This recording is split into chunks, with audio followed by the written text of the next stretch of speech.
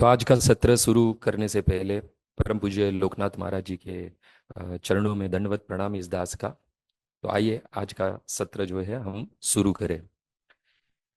ओम ज्ञानतिमिरानंदस्य ज्ञानांजनशलाकय चक्षुरुन्मीलितं येन तस्मै श्रीगुरुवे नमः।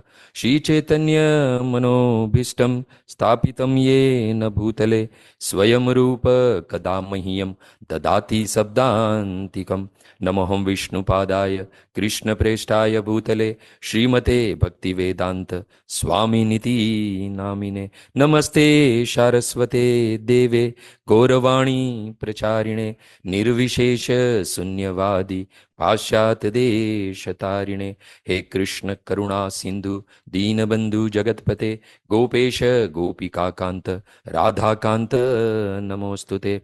तप्त कांचन गौरांगी श्री राधे वृंदावनेश्वरी वृषभानुसुते देवी प्रणमामि हरिप्रिये। जय श्री कृष्ण चैतन्य प्रभु नित्यानंद श्री अद्वैत गदाधर शिवासादि श्री गौर भक्त वृंद। हरे कृष्ण कृष्ण कृष्ण हरे हरे, हरे राम राम राम हरे हरे। ओम नमो भगवते वासुदेवाय। ओम नमो भगवते वासुदेवाय। ओम नमो भगवते वासुदेवाय। नारायणं नमस्कृत्यं नरं चैव नरोत्तमं देवीं सरस्वतीं व्यासं ततो जयमुदीरये। नष्टप्रायेषु अभद्रेषु नित्यं भागवत सेवया भगवती उत्तम श्लोके भक्तिर्भवतीर्नेष्ठ की। हरे कृष्णा। तो जूम जपा टॉक्स में आए हुए सभी भक्तों का हार्दिक स्वागत है और परम पूज्य लोकनाथ स्वामी महाराज के चरणों में इस दास का दंडवत प्रणाम। पद्ममाली प्रभु और परमात्मा प्रभु का भूरी भूरी धन्यवाद के पुनः इस दास की वाणी आप सभी भक्तों के सेवा में लग रही है। तो गत सत्र में हमने अनेकों शास्त्रों के प्रमाण के साथ हमने दान की महिमा का श्रवण किया। सच्चा दान वह है जिसमें जन्म मृत्यु जरावाधि का चक्र नष्ट हो जाए। सच्चा दान वो है जिसे हमें परम पद प्राप्त हो, जिसके प्राप्त करने के पश्चात पुनः इस दुखाले जगत में लौटना न पड़े। सच्चा दान वह है जो मोक्ष मुक्ति का साधन बने, कारक बने। परंतु ये सब कब संभव है? तो गत सत्र में हमने श्रवण किया कि जब दान पूर्ण पुरुषोत्तम भगवान श्री कृष्ण की प्रसन्नता के लिए किया जाए, तभी वह दान अक्षय हो जाए, मोक्ष साधन बन जाए, मन शुद्धि नृणाम भवेत, दाता की मति बुद्धि शुद्ध करने वाला बन जाए, सर्व पाप प्रणाशनम, हमारे सभी पापों को नष्ट करने वाला बन जाए, हमारा भगवत धाम जाना निश्चित सुनिश्चित करने वाला हो जाए, हमारा घर भगवत धाम में बनने लगे। परंतु ये सब कब होगा? जब दान भगवान श्री कृष्ण की प्रसन्नता हेतु किया जाए और हमारे पास अनुकूल समय भी है, पुरुषोत्तम मास चल रहा है।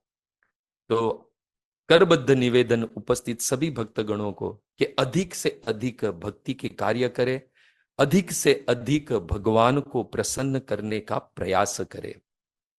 देखो, इस मास का स्वभाव है थोड़ा सा भी कार्य अधिक फल देता है। और भक्तगण अनेकों प्रमाण है कि जिन्होंने भगवत प्रसन्नता हेतु दान किया है उन्होंने वह पद प्राप्त किया, दुष्प्रापम अमरे अपि, जो देवताओं के लिए भी दुष्कर है वो पद प्राप्त किया है। तो आइए पुनः हम दान की महिमा का श्रवण करें। इसके लिए हम श्रीमद् भागवत में प्रवेश करें। छठा स्कंद और 10वां अध्याय। इस अध्याय में दधीचि ऋषि के दान की कथा आती है। दधीचि ऋषि जो अथर्वा के पुत्र थे। हम सब जानते हैं कि वित्रासुर प्रकट हुआ और इंद्र की चिंता बढ़ी और भगवान, सारे देवता इंद्र सहित भगवान को स्तुति की, भगवान को प्रसन्न किया और भगवान ने जो है उन्हें कहा कि आप जाइए दधीचि ऋषि से उनका शरीर मांगिए और उनके शरीर से वज्र बनाए, और यही वज्र से इंद्र तुम्हारी विजयी होगी। सारे देवता इंद्र सहित दधीचि ऋषि के पास पहुंचे और अभियाचित उनका शरीर मांगा।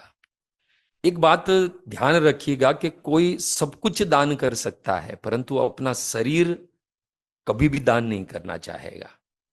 स्वयं दधीचि ऋषि कहते हैं, देवता क्या तुम नहीं जानते कि मृत्यु के समय अभिद्रोह दुस्सह असह्य वेदना होती है जब इस शरीर से प्राण निकलता है। चेतना अपह, यहां तक कि चेतना भी चली जाती है। और हे देवता मुझे बताइए कि इस भौतिक जगत में ऐसा कौन है जो अपना शरीर दान करना चाहेगा। ये भौतिक जगत में प्रत्येक जीवात्मा को अपना शरीर प्रिय होता है, और उसे बचाए रखने के लिए, उसे स्वस्थ रखने के लिए पूर्ण जीवन परिश्रम करता है। दधीचि ऋषि कहते, क उत्सहेत शरीर दातुम, अरे कौन उत्साह से अपना शरीर किसी को दान में देगा? कौन अपना शरीर दान देना चाहेगा? प्रथम तो दधीचि ऋषि ने इनकार कर दिया, परंतु वो धर्म का उपदेश देवताओं को देना चाहते थे। दधीचि ऋषि जानते थे कि ये देवता मेरे पास आए हैं, उसमें भगवान की आज्ञा है, और हमारा कर्तव्य है कि जो भगवान की आज्ञा है उस पर यदि हम चले, उसको स्वीकार करें, तो भगवान बड़े प्रसन्न होते हैं। दधीचि ऋषि जानते थे कि भगवान की इच्छा है, और अभी मुझे भगवान को प्रसन्न करने का अवसर मिला है, अवश्य मैं अपना शरीर दान में दे दूंगा। और भगवान के चरण कमलों में अपने मन को स्थिर किया, और भगवत प्रसन्नता हेतु तनुम सन्यन जहो, अपने भौतिक शरीर का त्याग किया। देखो, ये दान जो है वो कब हमें फल देता है या फलीभूत होता है? जब वह दान भगवत प्रसन्नता हेतु किया जाए, तभी ये दान मोक्ष का साधन बन जाए, जैसे दधीचि ऋषि को भगवत धाम प्राप्त हो। एक बात समझ लेनी है कि ये शरीर किसका है? ये शरीर भगवान का दिया हुआ है, जिसका है उसी की ही सेवा में लगना चाहिए। परम पूज्य हनुमान प्रसाद पोद्दार जी कहते हैं कि 84 लाख की योनियों में अनेकों अनगिनत जीव भ्रमण करते हैं, जिसमें से हम भी कर रहे थे, परंतु कृष्ण को कहीं ना कहीं हम पर दया आ गई। उस 84 लाख के भ्रमण के बीच में से हमें उठाकर ये मनुष्य शरीर दिया है। यानी ये शरीर भगवान श्री कृष्ण ने हमें दिया है, इसके लिए जिसका शरीर है उसी की ही सेवा में लगना चाहिए। इसलिए दधीचि ऋषि ने ये शरीर जो मनुष्य का मिला, जो भगवान की कृपा से मिला था, भगवान की ही सेवा में दान में दे दिया। और उद्देश्य क्या था? भगवत प्रसन्नता हेतु। देखो, यदि भागवत जी के सप्तम स्कंद में चले तो हिरण्याकशिपु की बात आती है, उनकी कथा आती है। उन्होंने भी अपने शरीर का दान दिया, उन्होंने भी अपने शरीर का दान दिया, तपस्या की। नारद मुनि कहते हैं कि बड़ी ही दारुण तपस्या की थी। हिरण्याकशिपु राजन अजय जरामरम आत्मन अप्रतिद्वंदम एक राजम विधिस्तत सतपे मंद दुर्णायाम तप परम दारुणम ऊर्ध्व बाहु नभो दृष्टि पाद अंगुष्ठ आश्रित। घोर तपस्या की, और वो तपस्या किसकी प्रसन्नता के लिए थी? ब्रह्मा जी की प्रसन्नता के लिए थी। पूर्ण रूप से अपने शरीर का दान दे दिया। नारद मुनि कहते हैं कि मेद त्यक मास शोणितम पिपली कांति आर्चिणम, उसके शरीर की चर्बी, चमड़ी, मांस, रक्त सारे चींटियों ने खा लिया। पूर्ण रूप से अपना शरीर का दान कर दिया। किसके लिए? ब्रह्मा जी की प्रसन्नता हेतु। अच्छा, प्रसन्न करके मन वांछित वर भी प्राप्त कर लिया, ऑलमोस्ट अमरत्व का। फिर भी परिणाम क्या हुआ? सत्यम विधातु निज भृत्य भाषितम व्याप्तिम च भूतेषु अखिलेषु अखिलेषु च आत्मन अदश्यत अति अद्भुत रूपम उद्वन स्तंभे सभायाम न मृगन मानुषम। अपने भक्त प्रहलाद के वचन को सत्य करने के लिए जो कण कण में जो परमात्मा का वास है, वो एक अद्भुत रूप लेकर उस हिरण्याकशिपु की सभा के स्तंभ को फाड़कर ना नर ना सिंह नरसिंह के रूप में प्रकट हुए हैं। देखते देखते जैसे गरुड़ किसी सांप को पकड़ता, वैसे पकड़कर अपने गोद में बिठाकर महा उरगम त्राक्षसूत यथा अग्रितः, जैसे गरुड़ किसी सांप को पकड़ता है वैसे पकड़कर अपने ददार लीलिया नखे अपने वज्र के समान नख से उसकी छाती को फाड़कर छिन्न भिन्न कर दिया। यहां तक उसके उदर से उसकी आंतों को निकाल के अंतर माला माला बनाकर गले में डाल दी। देखो, कशिपु को भी शरीर मिला था, परंतु शरीर तपस्या में लगाया किनकी प्रसन्नता हेतु? ब्रह्मा जी की प्रसन्नता। क्या लाभ हुआ देख लीजिए। और दूसरी ओर आप देखिए, दधीची ऋषि ने भी अपना शरीर का दान दिया, परंतु किसकी प्रसन्नता के लिए? भगवत प्रसन्नता के लिए। तो क्या लाभ हुआ? भगवत धाम प्राप्त हुआ। ये अंतर है अन्य किसी देवी देवताओं को दान देना और भगवान श्री कृष्ण के लिए दान करना। ये नहीं है ऐसा कि अन्य देवी देवताओं को दान मत दीजिए, दान दोगे तो फल क्या मिलेगा? हमने गत सत्र में सुना था, धन संपत्ति मान पद शायद सम्मान सब कुछ मिल जाए संसार में, परंतु जो परम पद है, भगवत धाम है, जिस धाम को प्राप्त करने के लिए पुनः इस दुखाली जगत में नहीं आना पड़ता है, वो एक और एक मात्र भगवत प्रसन्न हेतु भगवान के लिए दान करोगे वो ही प्राप्त हो सकता है। उसी कुल में हम देखते हैं, यही हिरण्यकशिपु के कुल में बलि महाराज का जन्म हुआ। भागवत के अष्टम स्कंद में उनकी कथा आती है। 19वां अध्याय, स्वयं लक्ष्मीपति भगवान भिक्षुक बन के, याचक बनकर बलि महाराज से दान मांगने के लिए जाते हैं। बलि महाराज की यज्ञशाला में पहुंचते, जहां बलि महाराज 100वां अश्वमेघ यज्ञ कर रहे थे। देखो, देखा जाए तो दिवाली का दिन आता है तो हम सब लोग लक्ष्मी पूजा करते हैं। किसके लिए? कि ये लक्ष्मी हमें छोड़कर न चली जाए। परंतु आप देखिए, साक्षात लक्ष्मीपति, लक्ष्मी सहस्त्र सत संभ्रमम सेव्यमानम, जिनकी सेवा में हजारों लक्ष्मियां है, वो लक्ष्मीपति स्वयं याचक बनकर, भिक्षुक बनकर बलि महाराज के द्वार पर पहुंचे। कई दाता है इस संसार में जो दान देने के लिए भगवान के द्वार तक जाते हैं, परंतु आज देखिए बलि महाराज को, उनके भाग्य को देखिए कि साक्षात लक्ष्मीपति उनके द्वार पर भिक्षुक और याचक बनकर खड़े हैं। क्यों? क्योंकि बलि महाराज कोई साधारण कुल से नहीं थे, वो दानियों का कुल था, दाताओं का कुल था। उनके पिता विरोचन जो प्रहलाद महाराज के पुत्र थे, भगवत प्रसन्नता हेतु आयु दत्तात अपनी आयु देवताओं को दे दी।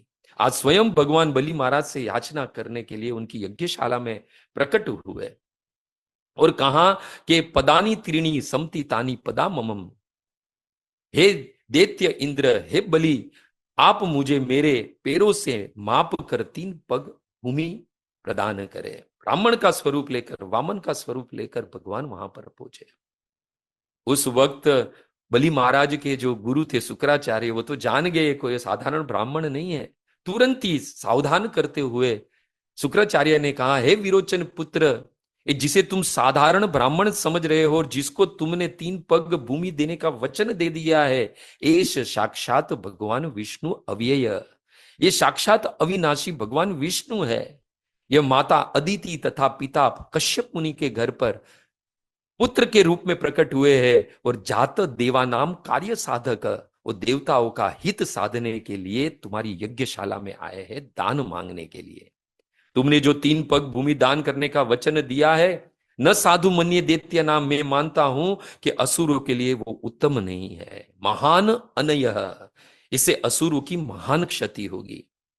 ये भगवान विष्णु है, माया मानवक हरि, ये अपनी माया से तुम्हारा सब कुछ छीन कर इंद्र को दे देंगे। हे मूढ़, है मूर्ख, तुमने इसे दान देने का वचन देकर सबसे बड़ी भूल की है। देखो, यहां पर गुरु जो है बलि महाराज को डांट रहे हैं। तुमने अपना सब कुछ, तुम यदि अपना सब कुछ भी दे दोगे तो बताओ कि वीरतिष्य से कथम, तुम तुम्हारी जीविका कैसे चलाओगे? हे मूढ़, है मूर्ख, यह ब्राह्मण मात्र 2 पग में ही सर्वस्व, तुम्हारे सर्वस्व पर अधिकार जमा लेगा। तारती अस्य कुत गति, तीसरा पग रखने के लिए कौन सा स्थान दोगे तुम? अप्रदातु, तुम अपने वचन निभाने में असमर्थ हो गए। निष्कामते नरके मन्ये ही, मैं सोचता हूं कि तुम नरक में शाश्वत वास करोगे। इसके कारण दान के धर्म की कई शिक्षा शुक्राचार्य ने अपने शिष्य बलि महाराज को दी और अंत में शाप दे दिया कि अचिरात भ्रस्य से श्रिय, तुम शीघ्र अति शीघ्र तुम्हारे सारे ऐश्वर्यों से विहीन हो जाओगे।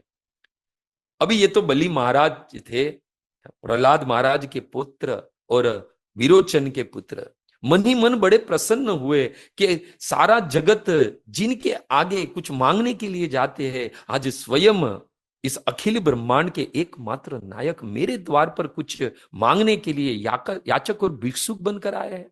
मन ही मन बड़े प्रसन्न हुए कि आज तो मैं अपना सर्वस्व दे दूंगा उनको, दान में जो कुछ भी मांगा है वो सब कुछ दान में दे दूंगा, और साथ ही साथ मैं अपने कुल का भी उद्धार करूंगा।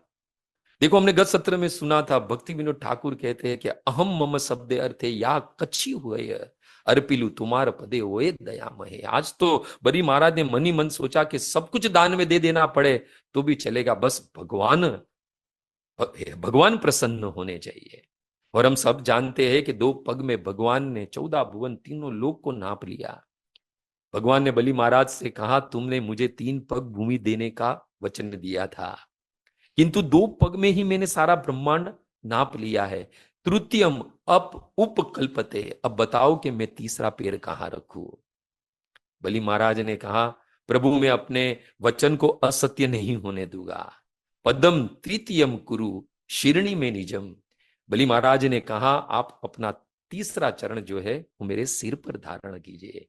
इस प्रकार बलि महाराज ने अपने शरीर का दान दिया, और इसी आत्मसमर्पण को देखकर भगवान बड़े प्रसन्न हो गए। और स्वयं भगवान के 6ठे स्कंद में वचन है, किम दुरापम मई प्रीते, जो लोग मुझे प्रसन्न कर लेते हैं उनके लिए फिर इस संसार क्या, ये तीनों लोक में कुछ भी प्राप्त करना कठिन नहीं रहता है।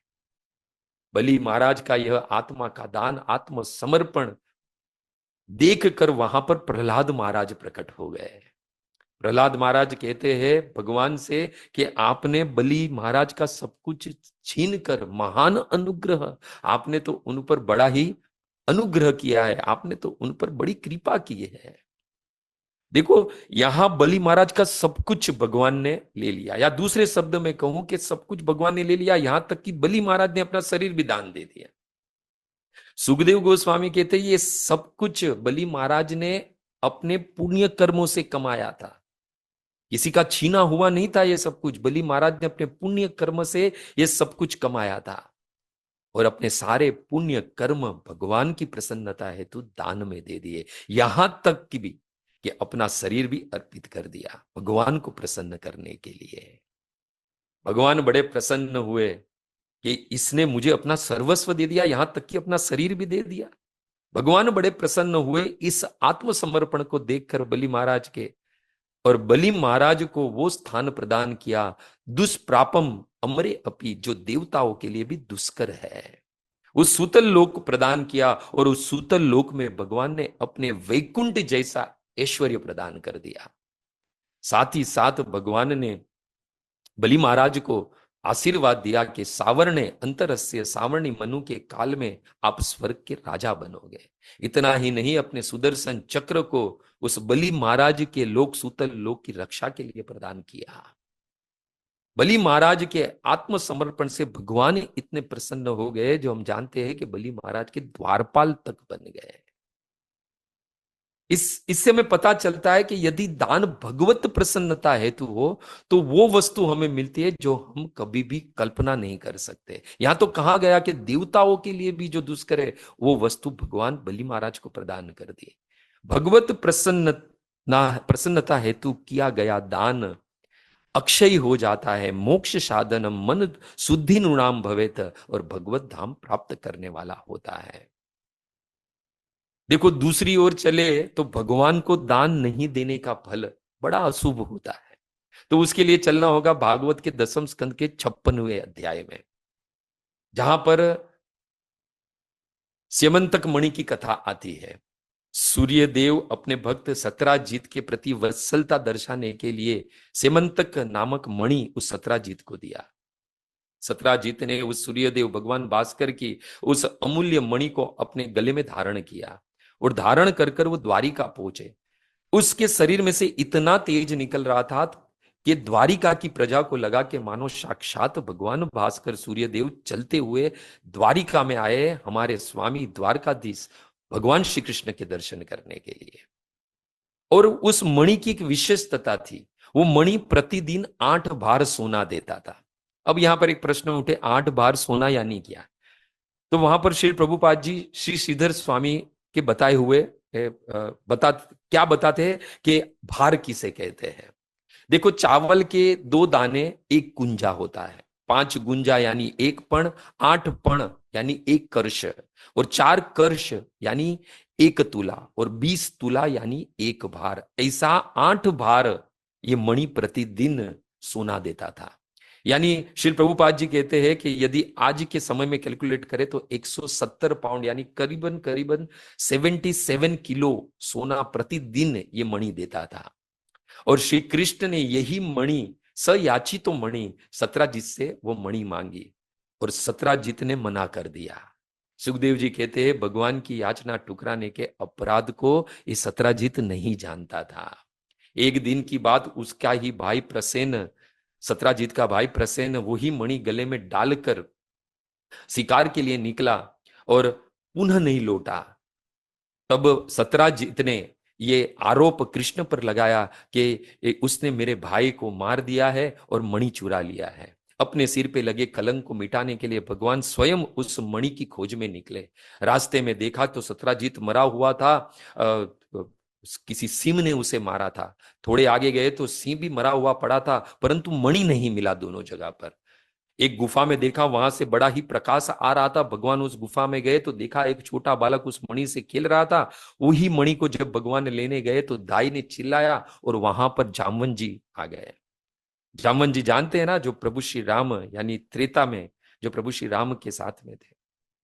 जामवन जी और भगवान श्री कृष्ण के बीच में 28 दिन युद्ध हुआ।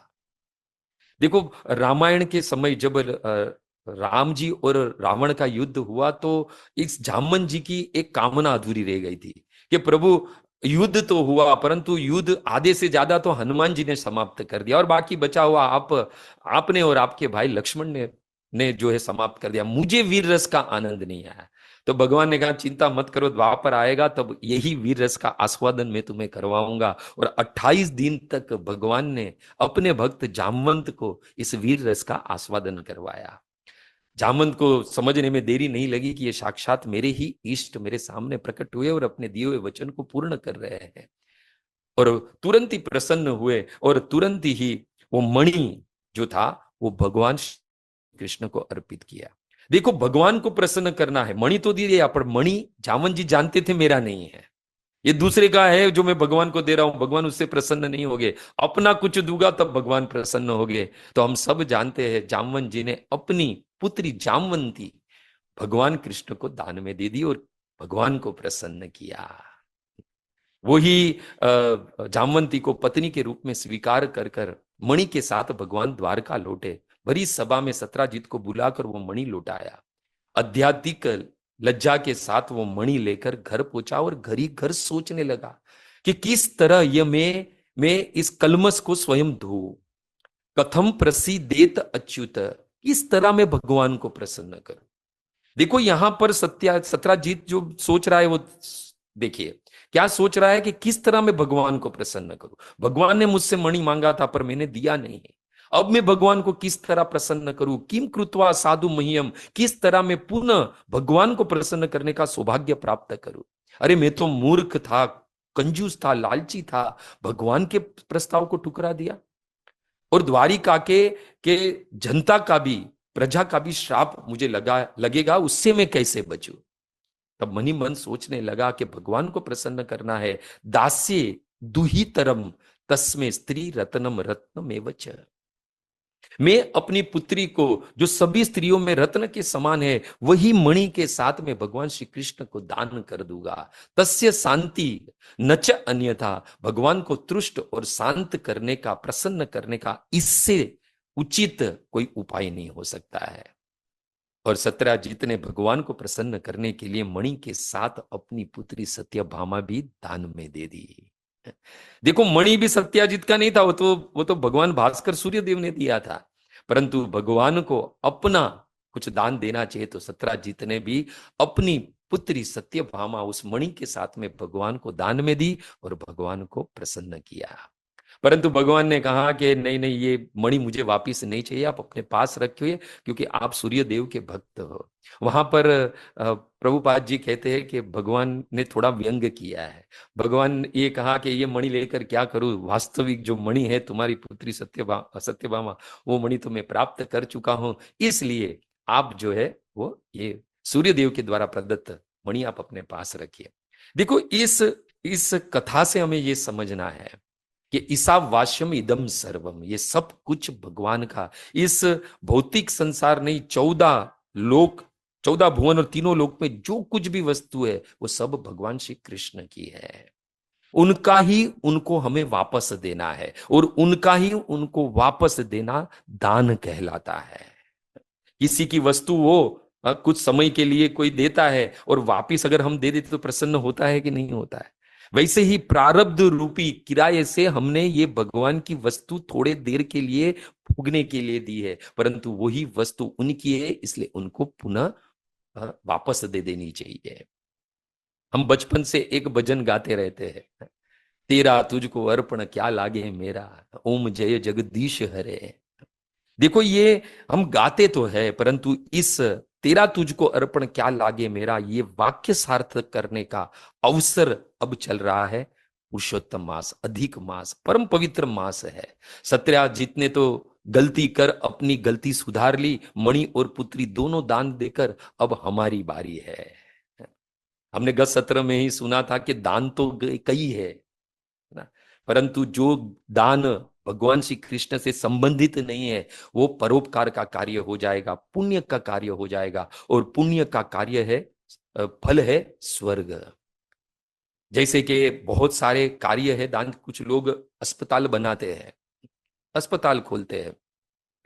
श्रील प्रभुपाद जी से किसी ने कहा कि ऐसे तो कई लोग ने कहा कि आप मंदिरों पे मंदिर बनाए जा रहे हो, अस्पताल क्यों नहीं खोलते हो, हॉस्पिटल क्यों नहीं खोलते हो? तो श्री प्रभुपाद जी कहते we are not interested in hospital, there are so many hospitals. हम लोग अस्पताल बनाने में हमारी कोई रुचि नहीं है, और ऐसे भी पहले से ही बहुत सारी अस्पताल बनी है। श्री प्रभुपाद जी कहते हैं ये हमारा जो कृष्ण का मंदिर है, हमें रुचि है स्पिरिचुअल हॉस्पिटल बनाने की। ये जो हमारे कृष्ण के मंदिर है ना, वो स्पिरिचुअल हॉस्पिटल है। भौतिक अस्पताल में रोगों का उपचार किया जाता है, श्री प्रभुपाद जी कहते हैं, but they can not stop death, वो मृत्यु को नहीं रोक सकते। परंतु हमारी जो ये स्पिरिचुअल हॉस्पिटल है, कृष्ण का मंदिर है, वहां पर but our hospital can stop death, हमारी ये अस्पताल जन्म मृत्यु के चक्कर को समाप्त कर सकती है। ये श्री प्रभुपाद जी के वचन है। देखो हम सबको एक बीमारी हुई है, वो सबसे बड़ा रोग है वो डिजीज जिसे कहते हैं, सबसे बड़ा रोग है भव रोग। भव रोग यानी क्या? भव रोग यानी बार बार जन्म लेना, बार बार मृत्यु होना, ये सबसे बड़ा रोग है।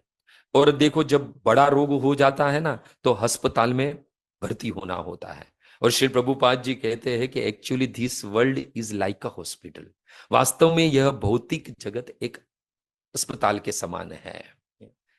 The world is suppose to be a place for curing disease. Shri Prabhupad ji कहते हैं ये भौतिक जगत उस भव रोग के उपचार का स्थान है, चिकित्सालय माना गया है।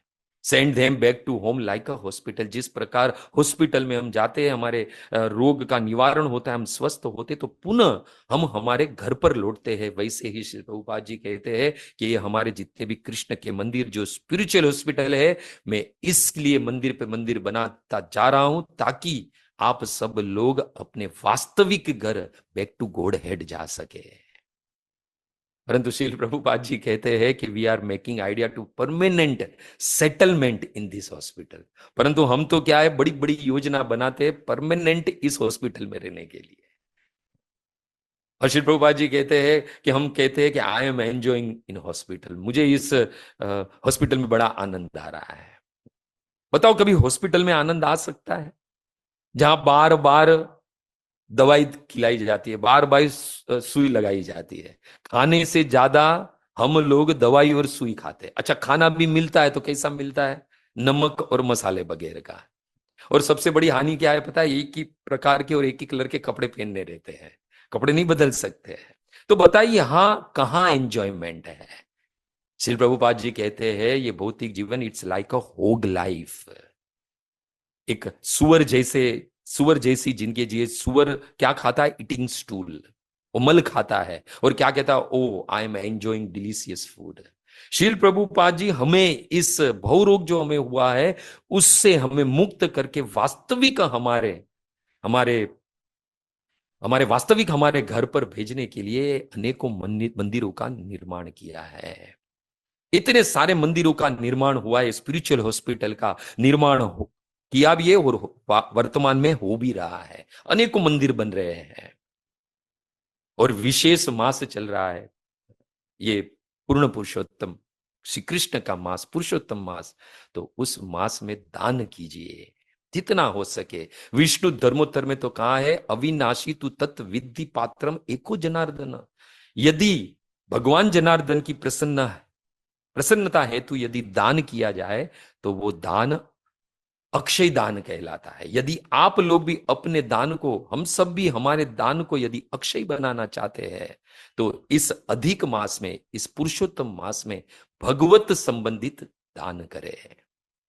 देखो हमने कथा के सत्र में आरंभ में ही सुना कि मास की इस मास का एक स्वभाव है, थोड़ा बहुत भी दोगे तो अधिक देता है ये।